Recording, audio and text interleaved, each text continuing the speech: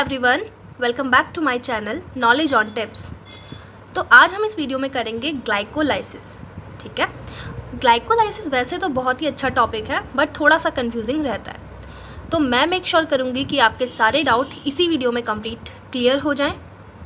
और इस वीडियो में हम ग्लाइकोलाइसिस का हर एक पार्ट पढ़ेंगे जो आपके एग्जाम पॉइंट ऑफ व्यू से इंपॉर्टेंट रहता है, और मैं मेक श्योर करूँगी कि इसके बाद आपको कोई भी वीडियो देखने की ज़रूरत ना पड़े। तो हम अपनी वीडियो स्टार्ट करते हैं। सबसे पहला जो हमारा ग्लाइकोलाइसिस होता है वो होता क्या है एक्चुअल में? Glycolysis is the partial breakdown of glucose molecule into 2 pyruvic acid molecules. Okay, जो ग्लाइकोलाइसिस होता है वो क्या होता है? आपका कॉमन रेस्पिरेटरी पाथवे होता है for both aerobic and anaerobic. जो हमारे अनएरोबिक होते हैं ऑर्गेनिजम्स, उनमें तो सिर्फ आपका ग्लाइकोलाइसिस ही होता है और कोई रिएक्शन होता भी नहीं है। ठीक है, ग्लाइकोलाइसिस को हम ईएमपी पाथवे भी बोलते हैं, और जो साइट होती है ऑफ ग्लाइकोलाइसिस वो होती है आपकी साइटोप्लाज्म। राइट, जो ग्लाइकोलाइसिस है वो हमारी कैसी प्रोसेस होती है? 10 रिएक्शन की, हमारी 10 स्टेप की एक रिएक्शन होती है, जिसमें आपका एक ग्लूकोज मॉलिक्यूल इनकम्प्लीटली ऑक्सीडेशन करके 2 पायरुविक एसिड के मॉलिक्यूल्स हमारे फॉर्म करता है। ठीक है, तो इससे जो इंपॉर्टेंट क्वेश्चन आता है कि साइट ऑफ ग्लाइकोलाइसिस इस साइटोप्लाज्म, और हमारी जो ग्लाइकोलाइसिस होती है उसमें कितने स्टेप्स होते हैं? 10 स्टेप्स होते हैं। ठीक है, और इसमें क्या होता है? आपका जो एंड प्रोडक्ट होते हैं वो होते हैं आपके 2 पायरुविक एसिड के मॉलिक्यूल्स। तो अब हम अपनी रिएक्शन स्टार्ट करते हैं कि हमारी रिएक्शन कैसे होती है और 2 पायरुविक एसिड के मॉलिक्यूल्स कैसे फॉर्म होते हैं। होता कुछ यूँ है कि सबसे पहले हमारे जो प्लांट होते हैं वो फोटोसिंथेसिस करते हैं, और जो उनका जो एंड प्रोडक्ट होता है फोटोसिंथेसिस का वो होता है सुक्रोज। बट सुक्रोज तो एक डाइसैकेराइड होता है, तो इसमें एक एंजाइम डाली जाती है जिसका नाम होता है इन्वर्टेज। ठीक है, और जो हमारा एंजाइम इन्वर्टेज होता है वो आपका सुक्रोज को कन्वर्ट कर देता है इनटू ग्लूकोज एंड फ्रक्टोज। अब ये दोनों ही हमारा आपका ग्लाइकोलाइसिस में एंटर कर जाती हैं, और ग्लाइकोलाइसिस होती कहाँ पर है? साइटोप्लाज्म में होती है।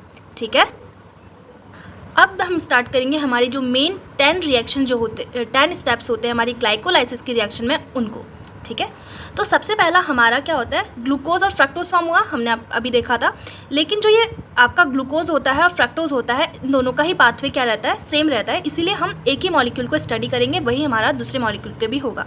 ठीक है, तो सबसे पहले आपका जो ग्लूकोज होता है जो कि आपका 6 कार्बन का मॉलिक्यूल होता है, इसमें क्या है कि आपका हम डालते हैं हेक्सोकाइनेज नाम का एंजाइम, और ये कन्वर्ट होता है आपका ग्लूकोज 6 फॉस्फेट में।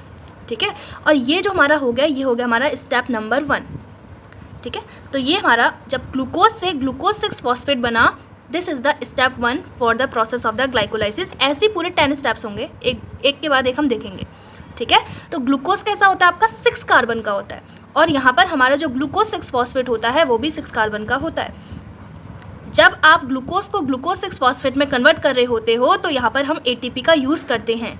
ठीक है, तो इसीलिए हम इसको क्या बोलते हैं कि यहाँ पर एनर्जी कंज्यूम हुई है, इसीलिए हम बोलेंगे कि ये क्या है? एनर्जी कंज्यूमिंग फेस है। उसके बाद जो हमारा ग्लूकोज 6 फॉस्फेट होता है वो आपका कन्वर्ट होता है फ्रक्टोज 6 फॉस्फेट में, जो कि आपका 6 कार्बन होता है, और यहाँ पर जो एंजाइम इन्वॉल्व होती है वो होती है phosphoglucose isomerase. Right, then fructose 6 phosphate जो कि आपका 6 कार्बन का कंपाउंड है वो कन्वर्ट होगा आपका फ्रक्टोज 1,6 बिस फॉस्फेट, जो अगेन आपका 6 कार्बन का कंपाउंड होता है। ठीक है, और यहाँ पर भी हमारा क्या होता है? एटीपी का यूज़ होता है, इसीलिए ये वाला भी क्या है? आपका एटीपी कंज्यूमिंग फेस है। और यहाँ पर जो एंजाइम यूज़ होती है वो कौन सी होती है? फॉस्फोफ्रक्टोकाइनेज, जो आपका फ्रक्टोज 6 फॉस्फेट को फ्रक्टोज 1,6 बिस फॉस्फेट में कन्वर्ट कर देती है। तो स्टेप नंबर 1 हमारा ये वाला हो गया, स्टेप नंबर 2 हमारा ये वाला हो गया, एंड स्टेप नंबर 3 हमारा ये वाला हो गया। ठीक है, नेक्स्ट हमारा फ्रक्टोज 1,6 बिस फॉस्फेट जो कि आपका 6 कार्बन का कंपाउंड है, एल्डोलेज एंजाइम क्या करती है? इस फ्रक्टोज 1,6 बिस फॉस्फेट को तोड़ती है किसमें? ट्रायोस फॉस्फेट में, और ट्रायोस फॉस्फेट जो होता है आइसोमराइजेशन करके आपका डिहाइड्रोक्सी एसीटोन फॉस्फेट फॉर्म करता है, जिसको आप DHAP भी बोलते हो। ये कितने कार्बन का होता है? 3 कार्बन का, और वैसे ही हमारा ट्रायोस फॉस्फेट भी हमारा क्या होता है? 3 कार्बन का होता है। जो आपका DHAP होता है ये आपका आगे रिएक्शन नहीं शो करता है, जो आपका आगे रिएक्शन शो करता है वो होता है आपका ट्रायोस फॉस्फेट। ट्रायोस फॉस्फेट कौन सा वाला? ग्लिसरल्डिहाइड 3 फॉस्फेट, जिसको आप PGAL मॉलिक्यूल भी बोलते हो, जो कि आपका 3 कार्बन का होता है। ठीक है, यहाँ पर क्या होगा कि आपका जो PGL मॉलिक्यूल है ये आपका कन्वर्ट होगा 2 molecules of 1,3 bis phosphate glyceric acid में, जिसको हम बोलते हैं 1,3 BPGA, जो कि आपका 3 कार्बन का कंपाउंड होता है। और यहाँ पर हमारा इस वाले यहाँ पर रिएक्शन में हमारा क्या होता है, आपका 2 NADPH से NADPH फॉर्म बनता है और H+ आयन बनता है। ठीक है, तो 3 स्टेप्स हमने यहाँ तक देख लिए थे। तो 4th स्टेप हमारा ये वाला हो जाता है एंड 5th स्टेप हमारा ये वाला हो जाता है। देन 6th स्टेप में हमारा PGL मॉलिक्यूल से आपका 1,3 BPGA बना, जो कि आपका 3 कार्बन का कंपाउंड होता है। ठीक है, नेक्स्ट हमारा यहाँ पे क्या होता है, आपका जो 2 मॉलिक्यूल्स ऑफ 1,3 BPGA हैं वो आपका कन्वर्ट होते हैं 3 मॉलिक्यूल्स ऑफ फॉस्फोग्लिसरिक एसिड में। ठीक है, यहाँ पर हमारे बनते हैं आपके 2 मॉलिक्यूल्स ऑफ 3 फॉस्फोग्लिसरिक एसिड, जो कि आपके 3 कार्बन के होते हैं। और यहाँ पर जो हमारा 7th वाला फेज़ होता है, स्टेप होता है, वहाँ पर भी हमारा ATP से आपका ATP फॉर्म होता है। ठीक है, नेक्स्ट हमारा 3 मॉलिक्यूल्स ऑफ PGA से आपका बन गया 2 मॉलिक्यूल्स ऑफ फॉस्फोग्लिसरेट। अगेन ये आपका कितने कार्बन का है, 3 कार्बन का। ये वाला हमारा 8th स्टेप हो गया। एंड नेक्स्ट हमारा जब आपका 2 फॉस्फोग्लिसरेट से 2 फॉस्फोइनॉल पायरुवेट बनता है, तो ये हमारा हो गया आपका 9th step. And phosphoenol pyruvate से देन आपका लास्ट स्टेप होता है पायरुविक एसिड फॉर्मेशन, और this is the 10th step. जब हमारा फॉस्फोइनॉल पायरुवेट पायरुविक एसिड में कन्वर्ट हो रहा होता है, यहाँ पर भी हमारे 2 ATP मॉलिक्यूल्स फॉर्म होते हैं। जब हमारा फॉस्फोग्लिसरेट से फॉस्फोइनॉल पायरुवेट बन रहा होता है, तो यहाँ पर हमारा डिहाइड्रेशन होता है, मीन्स वाटर रिलीज होता है। तो हमें स्टेप याद रखने हैं कहाँ पर क्या हो रहा है। हमारे 7th स्टेप में भी क्या हुआ था कि हमारा ATP फॉर्म हुआ था। ठीक है, और हमारे 6th स्टेप में क्या फॉर्म हुआ था, आपका NADPH फॉर्म हुआ था। और याद रखना कि 1 NADPH जो होता है वो हमारा 3 ATP मॉलिक्यूल्स के बराबर होता है।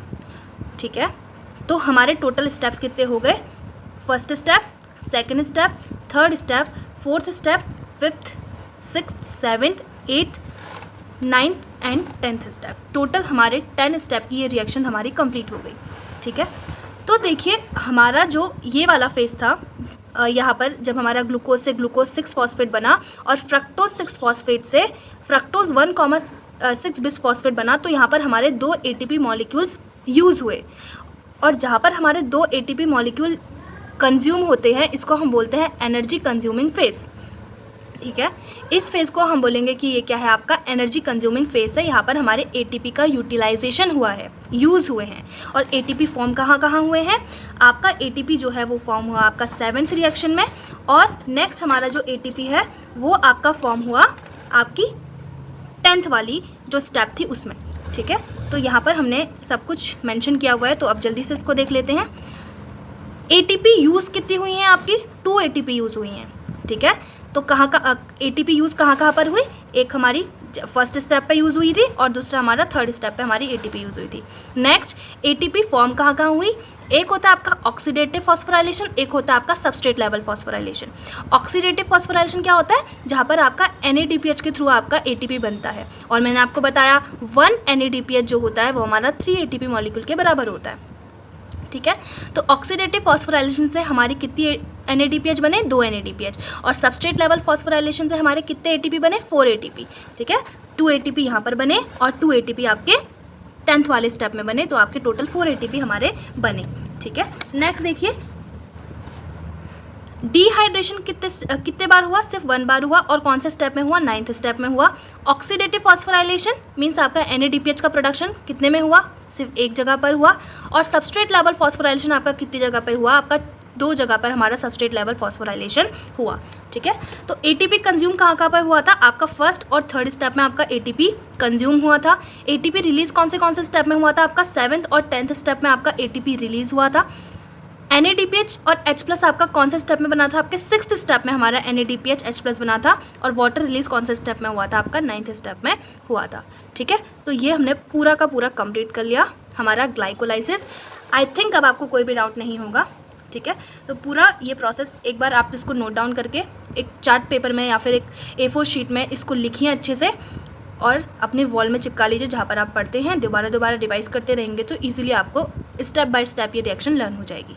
ओके, अब हमसे जो क्वेश्चन पूछ सकता है वो कैसे पूछ सकता है वो भी देख लेते हैं। हमसे पूछेगा कि सबस्ट्रेट लेवल और ऑक्सीडेटिव फॉस्फोराइलेशन मिला करके आपका जो टोटल गेन ऑफ एटीपी है वो कितने का हुआ। ठीक है, सबस्ट्रेट लेवल फॉस्फोराइलेशन मीन जिसमें हमारे जो नॉर्मली हमारा एटीपी फॉर्म कर रहा था डायरेक्टली। ऑक्सीडेटिव फॉस्फोराइलेशन मतलब जो NADPH के फॉर्म में हमारा एटीपी फॉर्म कर रहा था, और मैंने आपको बताया 1 NADPH जो होता है वो हमारा 3 ATP के बराबर होता है। तो टोटल गेन देखिए क्या क्या हुआ। आपका पायरुविक एसिड कितने बने, 2 पायरुविक एसिड आपके बने। NADPH H+ कितने बने आपके, 2 NADPH बने, जिसको हम बोलते हैं ऑक्सीडेटिव फोटोफॉस्फोराइलेशन। ठीक है, फॉस्फोराइलेशन। और 1 NADPH जो होता है वो हमारा 3 ATP फॉर्म करता है। नेक्स्ट, टोटल हमारी जो NADPH के थ्रू हमारी ATP आएंगी वो कितनी आएंगी आपकी, 6 ATP आएंगी फ्रॉम ऑक्सीडेटिव फॉस्फोराइलेशन। अब जो आपकी ATP है वो कितनी फॉर्म हुई थी, हमारी 4 ATP फॉर्म हुई थी। ठीक है, that is the substrate level phosphorylation में ATP फॉर्म कितनी हुई थी आपकी, 4 ATP फॉर्म हुई थी। टोटल ATP फॉर्म कितनी हुई आपकी, 10 ATP हुई। लेकिन नेट गेन हमारा कितना हुआ ATP का, क्योंकि हमारी 2 ATP तो कंज्यूम भी हो गई थी, है ना। तो नेट गेन देखो 2 पायरुविक एसिड का हुआ, 2 NADPH मतलब 6 ATP का हुआ, और एट लीस्ट हमारे क्या हुए थे, 2 ATP तो हमारे आगे कंज्यूम हो गए थे। और टोटल हमारे फॉर्म कितने हुए, 4 फॉर्म हुए। तो 2 तो कंज्यूम हो गए, 4 फॉर्म हुए, तो 4 - 2 दैट इज द 2 ATP हमारे बने। तो टोटल जो नेट गेन होता है वो कितने ATP का हुआ आपको, 8 ATP का हुआ। तो एक क्वेश्चन देखते हैं यहाँ पर, सिर्फ सबस्ट्रेट लेवल फॉस्फोराइलेशन की अगर हम बात करें तो टोटल ATP कितने फॉर्म होंगे, 4 होंगे, और नेट ATP कितने होंगे आपके, 2 ATP होंगे। उसके बाद एक क्वेश्चन, 10 मॉलिक्यूल्स हैं अगर आपके पास ग्लूकोज के, तो टोटल गेन ऑफ ATP कितना हो जाएगा, 40 हो जाएगा, 10 × 4, और नेट गेन ऑफ ATP कितना हो जाएगा, 10 × 2 दैट इज द 20। ठीक है, तो आई होप कि आपको ग्लाइकोलाइसिस पूरा अच्छे से समझ में आ गया होगा with each and every question. I don't think इसके बाहर से कुछ भी आपको पढ़ने की ज़रूरत है। ठीक है, एक बार NCERT को गो थ्रू कीजिएगा, आपको सब कुछ क्लियर हो जाएगा। Thank you. If you like the video please like, share and subscribe.